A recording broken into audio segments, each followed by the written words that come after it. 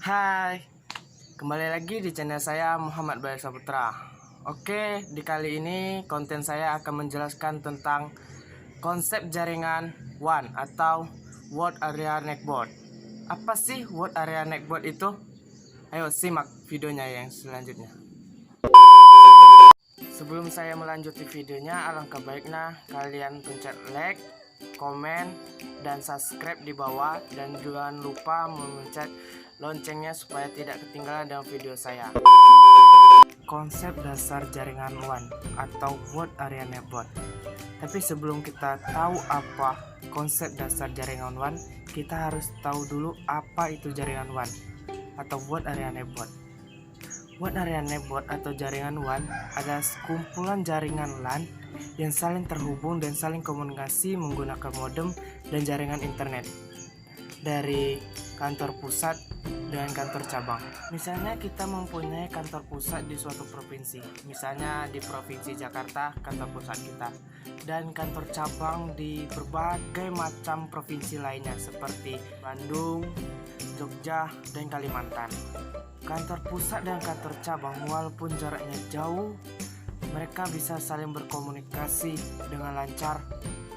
Itulah yang dinamakan jaringan WAN. Jadinya di sini kantor pusat berperan sebagai penghubung antar jaringan WAN, antar kota dan antar provinsi. Nah, jadi bagaimana dengan konsep dasarnya?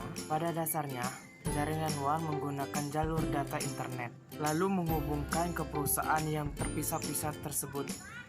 Yang seperti kata saya tadi yang di awal, dari kantor pusat ke kantor cabang yang lainnya. Telepon dan layanan data yang paling banyak digunakan pada WAN. Perangkat pada pelanggan disebut CPE. Pelanggan memiliki sendiri atau menyewa dari service provider.